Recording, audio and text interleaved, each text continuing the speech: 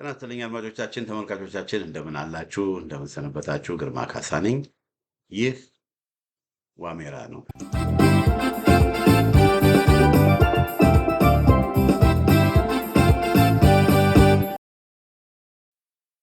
በዛሬው የዋሜራ መርሃ ግብራችን ስለ ቦርድ እንነጋገራለን። ያው የፋኖ መሪዎች አንድነት እያሉ ጊዜ ሲያጠፉ ምርጫ መጣ በሚል ስር አንዳንድ ሀሳቦችን እንነጋገራለን። እውነት ለመናገር ከሆነ ምርጫ መድረሱን ሳቅ በጣም ነው የገረመኝም የደነገጥኩትም። ለነሱ ገና መስሎኛል። ግን ምርጫ እንደሚደረግ ይፋ ሲደረግ አዘንኩ፣ በጣም አዘንኩ። እንግዲህ አገዛዙ በአማራው ማህበረሰብ ላይ በይፋ ውጊያ የከፈተው በይፋ ጦርነት የጀመረው ሚያዚያ 2015 ዓ.ም ነው። ሚያዚያ 2015 ዓ.ም አንዳንዶቹ ሐምሌ ነው ይላሉ። ይሄ የአስቸኳይ ጊዜ አዋጁ የታወጀበት ጊዜ ነው ይላሉ። አይደለም። ውጊያ የተከፈተው ሚያዚያ 2015 ዓ.ም መጋቢት 2015 ዓ.ም ሁላችንም የምናስታውሰው ከሆነ ህዝባዊ ኮሚቴ የሚባል በሁሉም የጎንደር፣ የጎጃም፣ የወሎ፣ የሸዋ አካባቢዎች የህዝባዊ እምቢተኝነት ዘመቻ ጠርቶ ሰልፎች፣ ተቃውሞዎች፣ መንገድ የመዝጋት እንቅስቃሴዎች በስፋት ሲደረጉ ነው። በስፋት እና ያ እንቅስቃሴ ከዛ በፊትም እንደዚሁ አብይ አህመድ ስልጣን ከያዘ ጊዜ ጀምሮ ከአራት ጊዜ በላይ ከዛ በፊትም እንደዚሁ ሰላማዊ ሰልፎች፣ ተቃውሞዎች፣ የእምቢተኝነት ዘመቻዎች እየቀረቡ ህዝቡ ብሶቱን እየደረሰበት ያለውን ነገር በአደባባይ ሰላማዊ በሆነ መንገድ ሲገልጽ ነበር። በቃን እያለ መገደል በቃን፣ መታረድ በቃን፣ መጨፍጨፍ በቃን ብለው በደብረ ማርቆስ፣ በባህር ዳር፣ በጎንደር፣ በደብረ ታቦር፣ በደሴ፣ በደብረ ብርሃን፣ በብዙ በቆቦ፣ በአብዛኛው የጎንደር፣ የጎጃም፣ የወሎ፣ የሸዋ ከተሞች አስታውሳለሁ። ህዝቡ ድምፁን እያሰማን ሰላማዊ በሆነ መንገድ ህዝብ ጥያቄዎችን እያቀረበ ለአመታት ከ5 ዓመት በላይ ሰላማዊ በሆነ መንገድ ድምፁን ለአመታት እያቀረበ ነው እና ይሄ መጋቢት 2015ም እንደዚሁ ለመጨረሻ ጊዜ በጣም ከጫፍ እስከ ጫፍ በመንቀሳቀስ ህዝባዊ ኮሚቴ የሚባለው ነው የመራው። ከጫፍ እስከ ጫፍ በመንቀሳቀስ ከፍተኛ የሆነ የእምቢተኝነት ዘመቻዎች ተደርገዋል። ከዛ በኋላ አገዛዙ ምን አደረገ? ይሄ አማራ ክልል ያለውን ነገር ማስቆም አለብኝ፣ በአማራው ላይ የትግራይ ማህበረሰብን ሰብሬያለሁ፣ ወያኔን ሰብሬያለሁ፣ ወያኔን ከፋፍያለሁ፣ የትግራይ ማህበረሰብን አንገት አስደፍቻለሁ። አሁን ተራው የአማራውን፣ የጎንደርን ህዝብ፣ የጎጃምን ህዝብ፣ የወሎን ህዝብ፣ የሸዋን ህዝብ፣ ይሄ የአማራውን ማህበረሰብ አንገት ማስደፋት አለብኝ ብሎ አገዛዙ ምን አደረገ?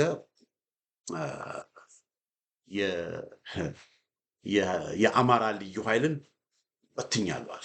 እንግዲህ የአማራ ልዩ ኃይል በአማራ ክልል መንግስት ምክር ቤት የተቋቋመ እና የአማራ ክልል መንግስት ምክር ቤት የአማራ ልዩ ኃይልን መበተን አለብኝ ብሎ ካለ የአማራ ክልል መንግስት ምክር ቤት ነው የአማራ ክልል መበተን ያለበት።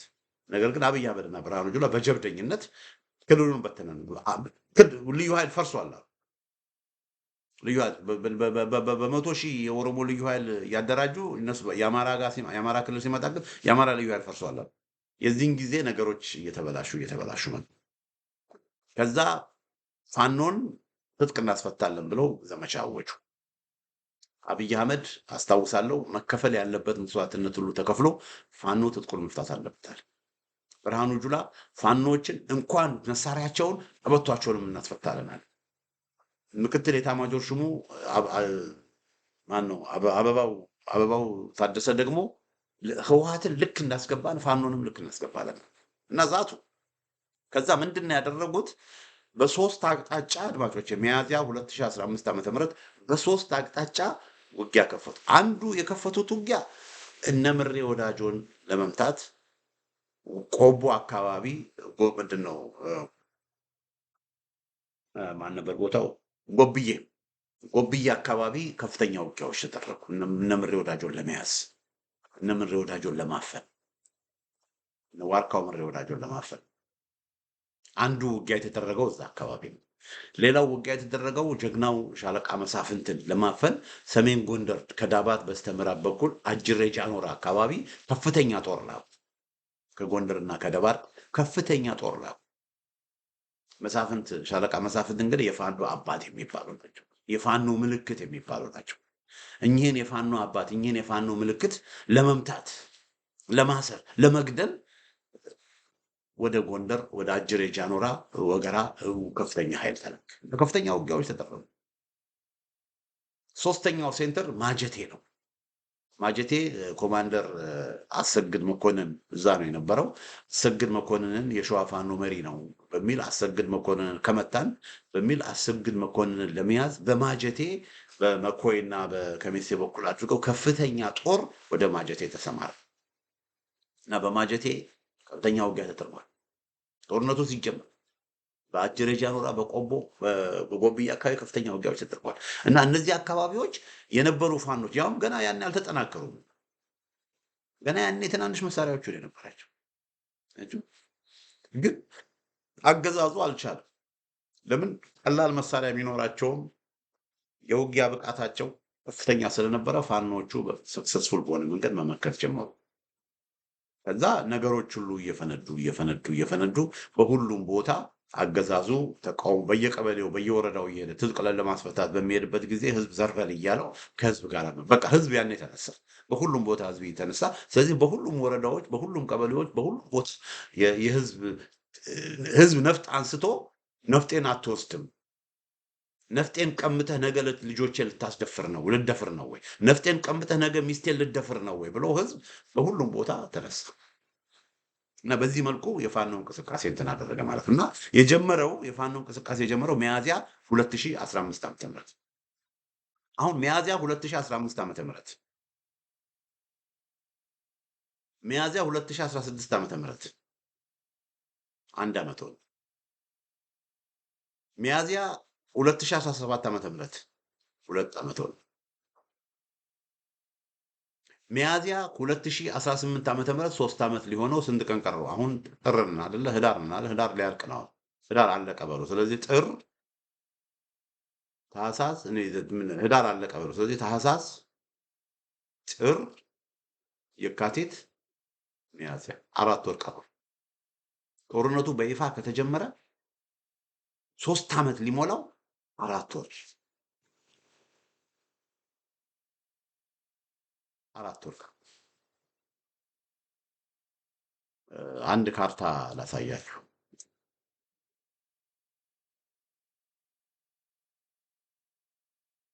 ይሄ ቆየት ሲል ያለፈው ዓመት አካባቢ የሰራሁት ካርታ ነው። ይሄ ሸዋ ነው። እዚህ ጋር አዲስ አበባ ታዩታላችሁ። ይሄ እዚህ ጋር የሸዋ ክፍለ ጦሮችን ጽፌ ነው። በፊት 8 ክፍለ ጦሮች ነበሩ፣ 4 አሁን ጨምረዋል ክፍለ ጦሮቹ ወደ እዚህ ጋር 4 ነው ያሉት። ያኔ ናደው ክፍለ ጦር፣ ነበልባል ክፍለ ጦር፣ ከሰም ክፍለ ጦር ምናምን የሚባሉ ነበሩ።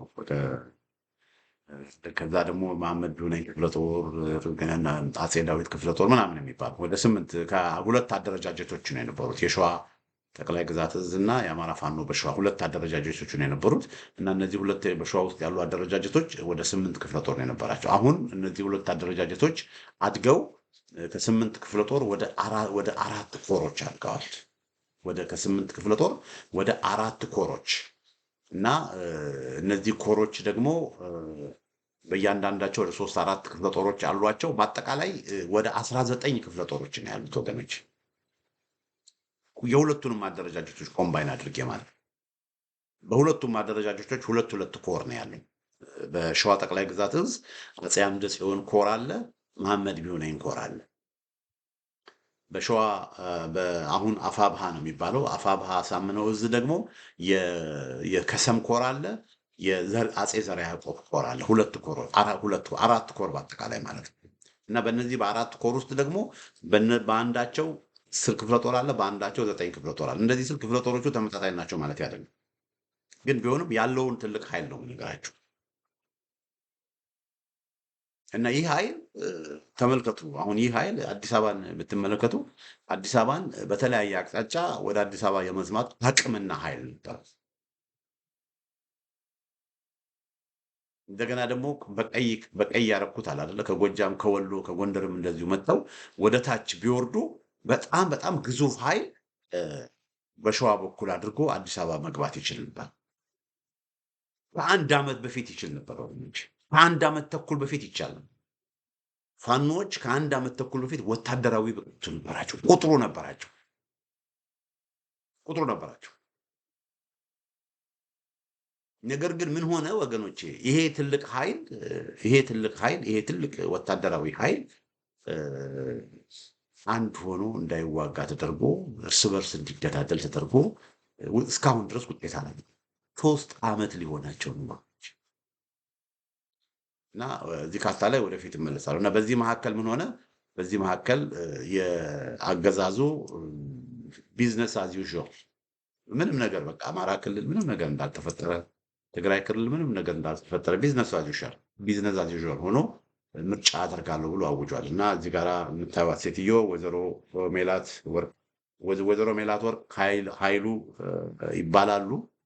የምርጫ ቦርድ ሰብሳቢ ናቸው በብርቱካን ሚደቅሳ ቦታ። እና ግንቦት 24 ቀን 2018 ዓመተ ምህረት ብሔራዊ ምርጫ እንደሚደረግ አውጀዋል፣ ይፋ አድርገዋል። ኢትዮጵያ ውስጥ ምርጫ ይደረጋል ማለት ነው። ተመልከቱ፣ ኢትዮጵያ ውስጥ ምርጫ ይደረጋል ማለት ነው። እና የምረጡኝ ቅስቀሳ ደግሞ ጥር 1 ቀን ይጀምራል።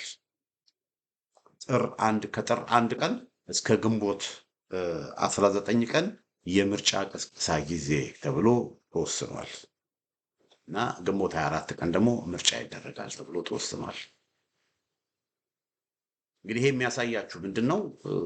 የፋኖ መሪዎች አንድነት እያሉ አንድ ሆነው ይህንን ክፉና ዘረኛ አገዛዝ ማስወገድ እየቻሉ ማስወገድ አቅቷቸው የጎንደርን፣ የጎጃምን፣ የሰሜን ሸዋን፣ የወሎን ክፍለ ሀገር የጦርነት ቀጠና ብቻ እነዚህ ቦታዎች ብቻ የጦርነት ቀጠና ብቻ ሆነው እንዲቀጥሉ እያደረጉ ትግሉን ወደ አዲስ አበባ ደጃፍ መውሰድ አቅቷቸው አልፎም ደግሞ እርስ በርስ የተገዳደሉ በስልጣን አለመስማማት እርስ በርስ የተገዳደሉ፣ አገዛዙ ግን ስራውን እየሰራ ይኸው ምርጫ ሊያደርግ እየተዘጋጀ ምንም በቃ ጎንደር ምንም እንዳልተፈጠረ፣ ወሎ ምንም እንዳልተፈጠረ፣ ጎጃም ምንም እንዳልተፈጠረ፣ ምንም ነገር እንደሌለ በቃ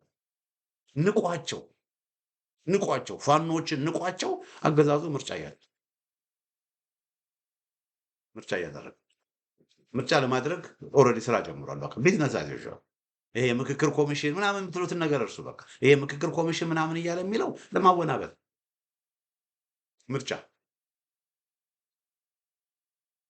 እና እንደዚህ ሆኗል። ለምን አገዛዙ ሌላ ቦታ ምንም ነገር እስካልተፈጠረ ድረስ 4 ኪሎ ምንም ነገር እስካልተፈጠረ ድረስ አዲስ አበባ ምንም ነገር እስካልተፈጠረ ድረስ በቃ እያደረገ ያለውን እያደረገ ነው የሚቀጥለው።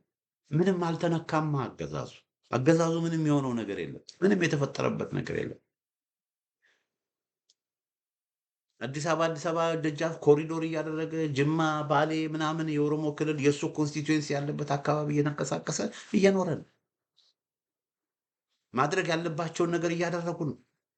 የአዲስ አበባን ሕዝብ እያፈናቀሉ፣ ሌላውን ማህበረሰብ እያፈናቀሉ፣ ከባሌ ከአርሲ ከተለያየ ቦታ መጥተው እያሰፈሩ ከፌዴራል መንግስቱ ሌላውን ማህበረሰብ እያባረሩ በፌዴራል ተቋማት የነሱ የሚሏቸውን ሰዎች ሁሉ እያደረጉ እንደፈለጉ አዲስ አበባ ውስጥ እያደረጉ እንደፈለጉ ማን ነው የሚከለክላቸው?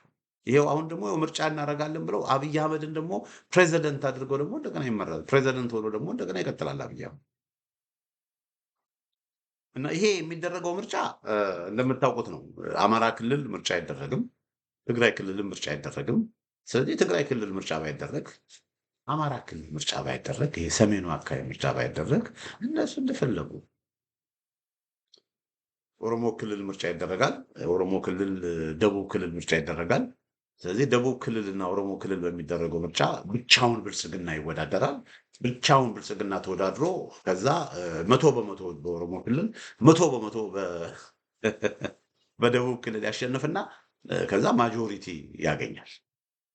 ስለዚህ አማራ ክልል ትግራይ ክልል አሁን ባለው መስፈርት አይ ቲንክ ወደ 38 ነው መቀመጫ ያላቸው። አማራ ክልል ደግሞ አይ ቲንክ ወደ 135 ነው እና በአጠቃላይ ሲደመር ወደ 170 ይሆናል።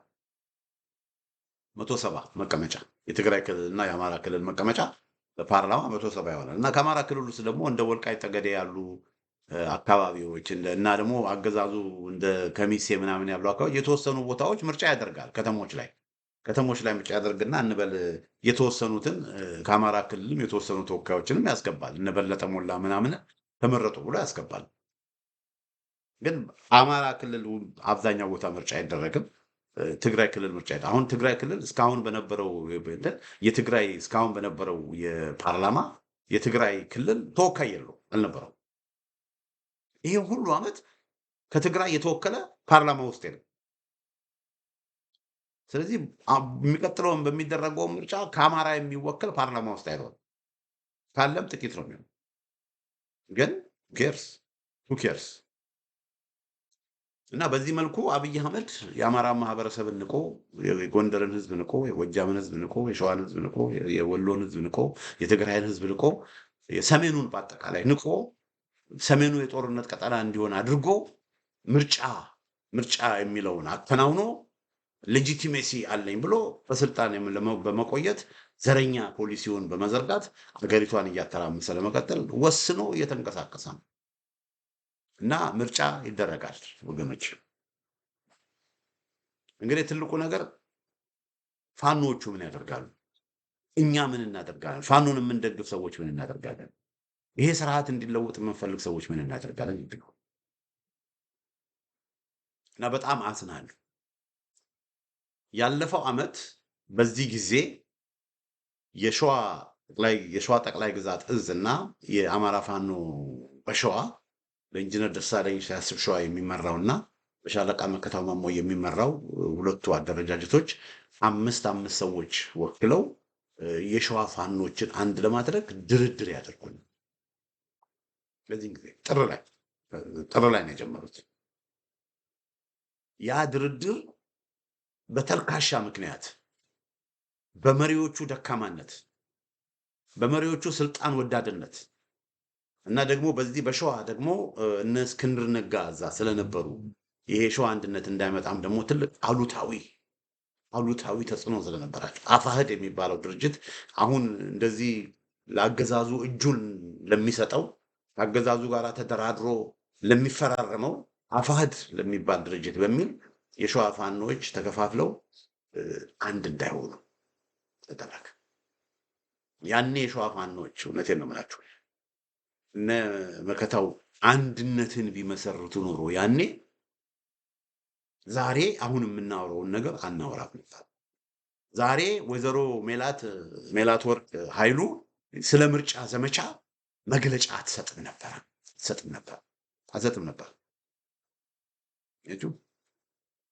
ነበር። በጣም ያሳዝናል። በጣም እና እዚህ አካባቢ በተለይ በነ እስክንድር ነጋ የተፈጠረው ክፍፍል፣ በነ እስክንድር ነጋ የተፈጠረው ትርምስ ፋኖቹ አንድ እንዳይሆኑ መደረጉ ለ2 ዓመት ከ8 ወር ወገኖቼ በተለይ የመጀመሪያው ዓመት እየተጠናከሩ ነበር። ግን ላለፉት 1 ዓመት ከ6 ወር የአፋሕድ የሚባለው ድርጅት ከተቋቋመ ራሱ 1 ዓመት ከ6 ወር 1 ዓመት ከ7 ወር እና ላለፉት 1 ዓመት ከ7 ወር እነ እስክንድር ነጋና እነ ዘመነ ካሴ ትርምስ ውስጥ ባይከቱት ኖሮ የፋኖን ትግል ይህን ጊዜ እነ ወይዘሮ ሜላት ስለ ምርጫ አያወሩም ነበር። እና ኃላፊነት መውሰድ መቻል አለብን። የፋኖ መሪዎች ኃላፊነት መውሰድ መቻል አለባቸው። ከዛ አፋብኃ ተቋቋመ። ግንቦት 1 ቀን 2017 ዓ.ም አፋብኃ ተቋቋመ። አፋብኃ ከተቋቋመ 7 ወር ሆነ። አፋብኃ ሲቋቋም በ7 ወር አፋብኃ ሲቋቋም አንድ ድርጅት ስለሆኑ ኃይል ከጎጃም፣ ኃይል ከጎንደር፣ ኃይል ከወሎ ወደ ሸዋ ይመጣና አትሊስት የጦርነቱን አዝማሚያ መቀየር ይቻላል፣ አገዛዙ ወደ ድርድር እንዲመጣ ማስገደድ ይቻላል የሚል በብዙዎች ዘንድ ተስፋ ነበር። በተለይ በክረምቱ ወቅት ባለፈው ክረምት ትላልቅ ኦፕሬሽኖች ይሰራሉ የሚል ትልቅ ተስፋ ነበር። ሆኖም በዚህ መካከል ምን ሆነ? እነ ዘመነ ካሴ ከአፋሕድ ስብሰባ ላይ መምጣት አቆሙ። በቃ ዘመነ መሪ ካልሆነ በሚል አፋሕድ ስብሰባ ላይ መምጣት አቆሙ። ስለዚህ ለ4 ወር እነ ዘመነ ካሴ አፋብኃ ማለት ነው። እነ ዘመነ ካሴ ለ4 ወር በአፋብኃ ስብሰባ ላይ አይገኙም። ስለዚህ 4 ወር በከንቱ አለፈ፣ በባዶ መሪ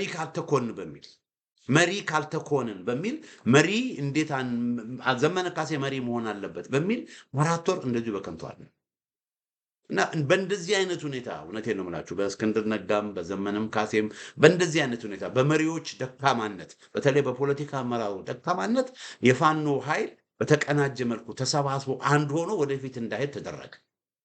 እዚህ ጋር የምታዩት ነው። ይሄ ሁሉ ኃይል ወደ 19 ክፍለ ጦሮች ሸዋ ውስጥ አሉ። አሁን በቅርብ ነው በአንድ ላይ ሆነው መዋጋት የጀመሩት ወገኖች፣ በቅርብ ከዚህ በፊትም በዋሜራ ሜዳ እንደዘገብኩት አሁን በቅርብ ላለፉት 2 ወር ነው። አትሊስት ታች ያለው ሰራዊቱ ከአሁን በኋላ እርስ በርስ አንገዳደልም ብሎ በአንድ ላይ ሆኖ ኦፕሬሽኖችን ማድረግ የጀመረው በቅርብ ነው። ግን ይሄ ነገር ከ1 ዓመት በፊት ቢሆን ኖሮ ከ1 ዓመት ተኩል በፊት ይሄ ነገር ቢሆን ኖሮ አሁን ያለንበት ደረጃ አንደርስም ነበር። አሁንም ቢሆን ደግሞ ወገኖች አሁንም ቢሆን እነ ሻለቃ እነ መከታው ከነ ድርሳን ጋር እየተነጋገሩ ነው። ምን ውጤት አመጡ? እስካሁን ምንም ነገር ይፋ የሆነ ነገር የለም። ጎንደር ውስጥ እነ ሻለቃ ደረጀ ከነ ሀብቴ ጋራ ይሄው እየተነጋገሩ ምን ውጤት መጣ? ምንም ውጤት የለም። አሁንም የፋኖ መሪዎች አንድነት እያሉ እየተነጋገሩ ንግግራቸው መቼ ነው የሚቋጨው? እግዚአብሔር ይወቅ። እግዚአብሔር ይወቅ። የተወሰኑት የፋኖ ኃይሎች በተለይ የአፋብኃ አሳምነው ዕዝ የከሰም ኮር ትግሉን ወደ አዲስ አበባ ደጃፍ እያስገባው ነው። ኦሮሞ ክልል ተብሎ በተካተተው ውስጥ የአማራ ፋኖች ገብተው ብዙ ቦታዎች እንደነ ሸኖ፣ እንደነ ሐሙስ ገበያ፣ እንደነ ወለንጭቲ፣ እንደነ ጨፌ ዶንሳ የመሳሰሉ ቦታዎች ላይ ኦፕሬሽኖች እያደረጉ ትግሉ ወደ አዲስ አበባ ደጃፍ ቀርቧል። ግን ከሰም አካባቢ ያለው ኃይል ብቻ ወደ አዲስ አበባ ደጃፍ ቢቀርብ ምንም የሚያመጣው ነገር የለም። ስለዚህ ተጨማሪ ኃይል ከሰሜን ወደ ታች መውረድ አለበት። የነመከታው ኃይል የተሰማ እርገጤ ክፍለ ጦር፣ የራምቦ ክፍለ ጦር በነመከታው ስር እዛው አንዴ ራሳ፣ አንዴ መዘዞ፣ አንዴ ወገሬ፣ አንዴ ሰላ ድንጋይ እያለ እዛው ሰሜን ሸዋ ላይ ብቻ ከአንድ ቦታ ወደ አንድ ቦታ ከመሽለቅ ወጥቶ ወደ ታች ወደ ቡልጋ ወደ ምንጃር መምጣት መቻል። ወሎ ያለው ኃይል ወሎ ላይ ብቻ እየተዋጋ የወሎን ምድር ብቻ የጦርነት ቀጠና እያደረገ እስከ መቼ ነው የሚቀጥለው? ወሎ ያለው ኃይልስ ወደ ሸዋ የማይመጣበት ምክንያት ምንድን ነው? እርግጥ ወሎ ያለው ኃይል ወደ ሸዋ እየመጣ ወደ ሸዋ እየተቃረበ እንደሆነ አውቃለሁ። ወሎ አካባቢ ጥሩ አመለካከት እንዳለ አውቃለሁ። ነገሩ እንደገባቸው በተለይ የወሎ ወታደራዊ አመራሮችም ፖለቲካዊ አመራሮችም ነገሩ እንደገባቸው አውቃለሁ። ወሎ ላይ አገዛዙ ወሎ ላይ ነው መዋጋት የሚፈልገው። የአማራን ማህበረሰብ በጦርነት ማድቀቅ ነው የሚፈልገው። ስለዚህ እሱ ያለበት ቦታ እዛው 4 ኪሎ ካልደረስን በስተቀረ የወሎ ህዝብ አያርፍም፣ ረፍት አያገኝም ብለው ወደ አዲስ አበባ እንቅስቃሴ እያደረጉ እንደሆነ አውቃለሁ። ጎጃም ግን የተለየ ነገር ነው ያለው። ጎጃም ላይ እነ ማስረሻ፣ እነ ዘመነ ካሴ፣ እነ ጠበቃ አስረስ የጎጃም ፋኖዎችን ጎጃም ላይ ብቻ ጠርንፈው ነው የያዙት። ውጊያ እየተደረገ ያለው ጎጃም ውስጥ ብቻ ነው። ትልቅ ኃይል አለ ጎጃም ውስጥ፣ ግን ያ ኃይል እየተንቀሳቀሰ አይደለም። አባይን ተሻግሮ ወደ ሸዋ እንዲመጣ እየተደረገ አይደለም። ስለዚህ በዚህ ሁኔታ ጎጃም ላይ ብቻ እየተደረገ ውጊያ፣ ጎንደር ላይ ብቻ እየተደረገ፣ ወሎ ላይ ብቻ እየተደረገ፣ ሰሜን ሸዋም ደግሞ ሰሜናዊ ሰሜን ሸዋ መንዝና ይፋት መራቤቴ ላይ ብቻ እየተደረገ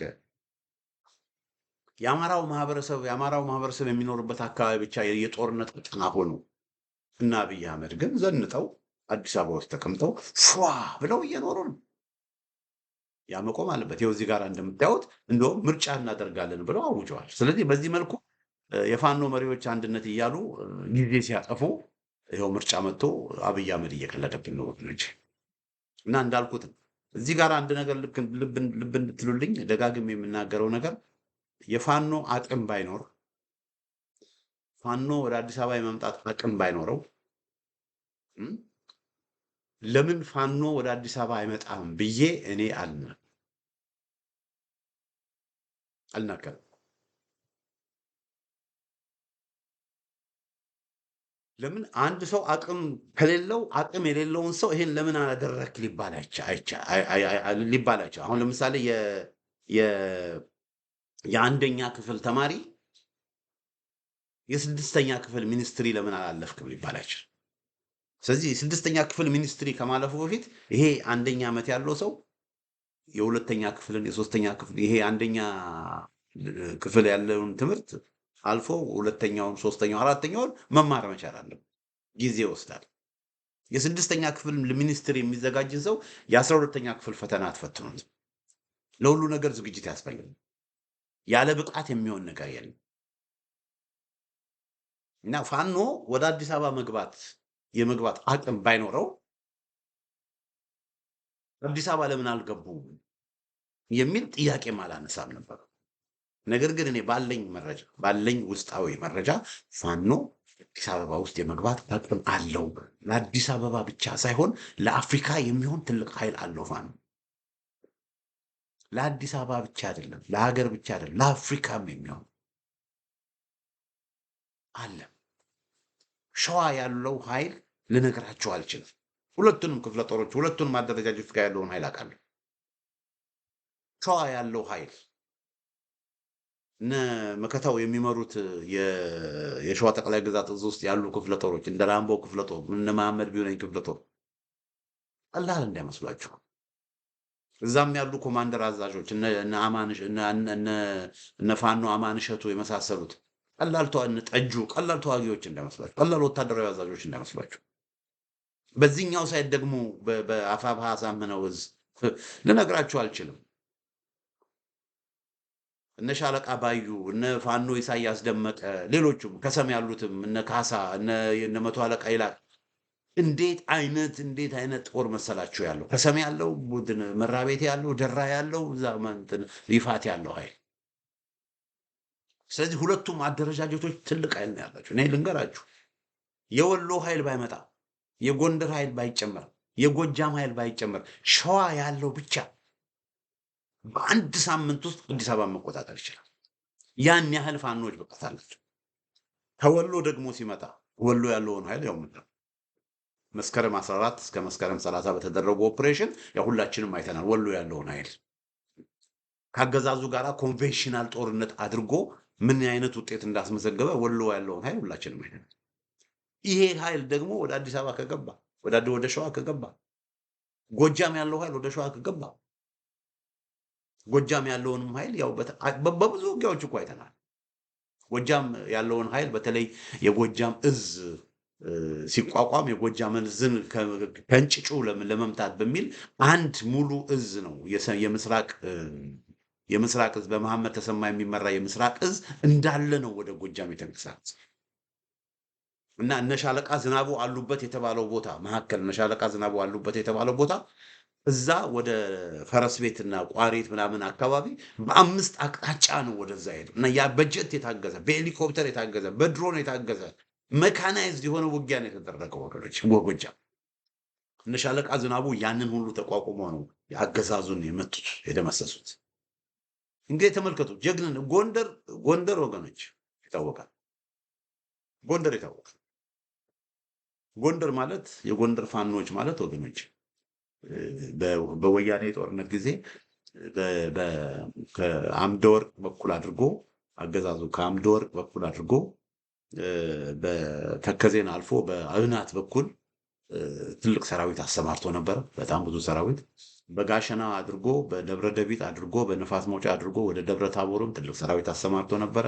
እንደገና ከላይ ደግሞ ከማይጠምሪ ወደ አደርቃይ አድርጎ ወደ ዛሪማ አድርጎ ዙሪያ ዞሮ ጥምጥም ዞሮ በቆላ ወገራ በኩል ጥምጥም ዞሮ በጭናና ይቅርታ በዳባትና በደባርቅ መካከል ወቀን የምትባል ከተማ አለች። እዛ ወቀን አካባቢ ቦዛ አብርሃም ጭና አካባቢ እንደዚሁ በብዙ ሺህ ኮር እንዳለ ኮር አሰማርቶ ውጊያ ለማድረግ ሞክሮ ነው። ይሄንን የወያኔ ትልቅ ኃይል መካናይዝድ ኃይል የፈረካው ሰው የመታው የጎንደር ኃይል የጎንደር ፋኖች ናቸው ወገኖች።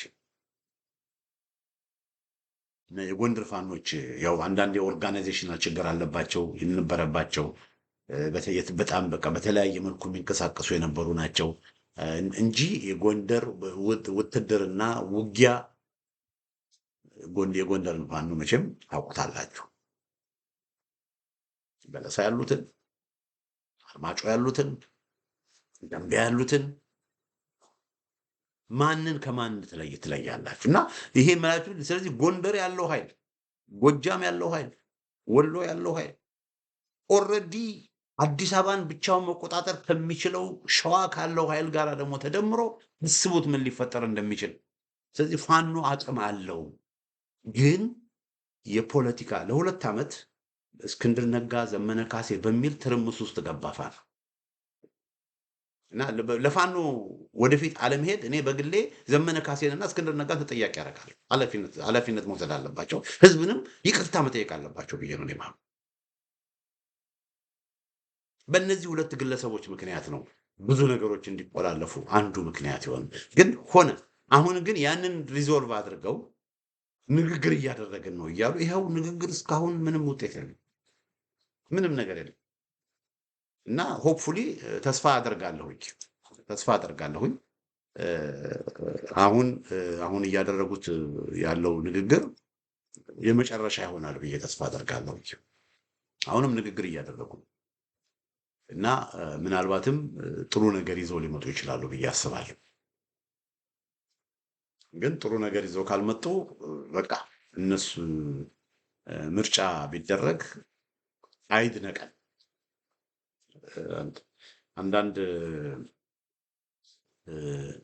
አንዳንድ ፍንጮች አሉኝ። አሁን እንደዚህ ነው እንደዛ ነው ብዬ ልነግራችሁ አልችልም።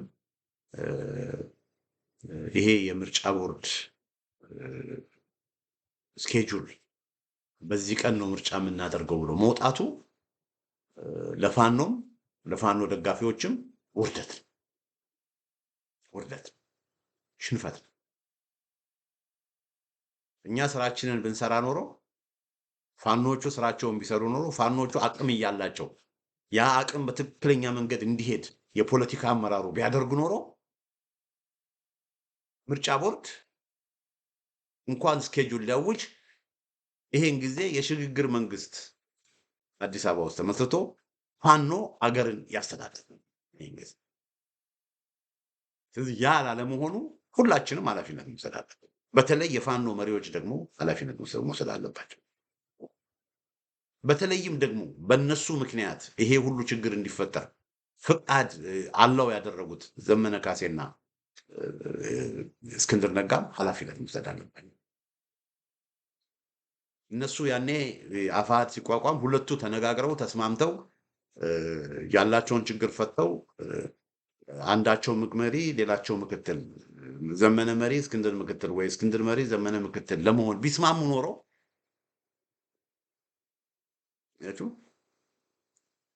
አፋሕድ ውስጥ ሁሉም አደረጃጀቶች ገብተው ብዙ ነገር መስራት ይቻላል። ግን እኔ መሪ ልሁን የሚለው እገሌ መሪ መሆን አለበት እገሌ መሪ መሆን የለበትም የሚለው ነገር ይኸው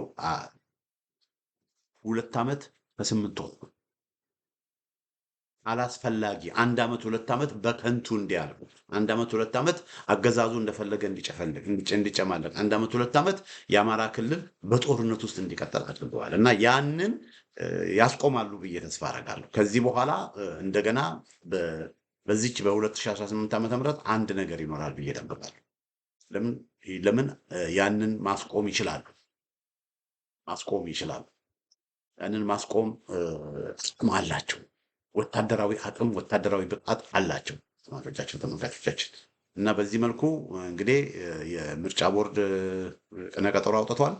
በዚህ በቀነ ቀጠሮ ምርጫ ይደረጋል አይደረግም የምናየው ይሆናል። ግን ሙሉ ለሙሉ በማን እጅ ነው ያለው? በፋኖ አመራሮች እጅ ነው ያለው።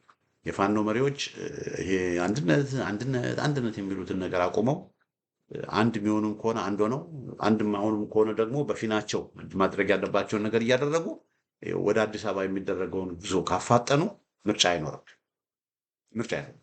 ምርጫ የሚባል ነገር የለም። ለምን ይሄ ምርጫ የእነ አብይ አህመድ መቀለጃ ድራማ ነው። ምርጫ የሚባል ነገር እንኳን ምርጫ ሊኖር ቀርቶ እነ አብይ አህመድም 4 ኪሎ አይኖሩ። ግን የፋኖ መሪዎች ግን የቤት ስራቸውን ካልሰሩ አሁንም ልክ እንዳለፈው ዓመቱ እንደ 2 ዓመቱ ሊቀጥሉ ከሆነ ለህዝብ አንድነት ብለው ይሰብካሉ። በተግባር ግን አንድ ሆነው መጓዝ ካልቻሉ ትኩረታቸውን አዲስ አበባ ላይ ካላደረጉ አሁንም ጦርነቱ ይፋት፣ ጦርነቱ መራቤቴ፣ ጦርነቱ መንዝ፣ ጦርነቱ ወሎ፣ ጦርነቱ ጎንደር፣ ጦርነቱ ጎጃም ብቻ ከሆነ እንዳልኳችሁ ጎንደር፣ ጎጃም፣ ወሎን ኢግኖር አድርጎ ትግራይን ኢግኖር አድርጎ ምርጫ አድርጎ አብይ አህመድ ይቀጥላል እና የሚሆነው ይሄ ነው። እንግዲህ አድማጮቻችን፣ ተመልካቾቻችን ፋኖቹ አንድነት እያሉ ጊዜ እያጠፉ ምርጫ ለመደረግ እየታሰበ ነው በሚል ዙሪያ ያዘጋጀው ዝግጅት ይህን ይመስላል። በሌላ ጊዜ በተመሳሳይ ፕሮግራም እስክንገናኝ ደህና ሁኑ።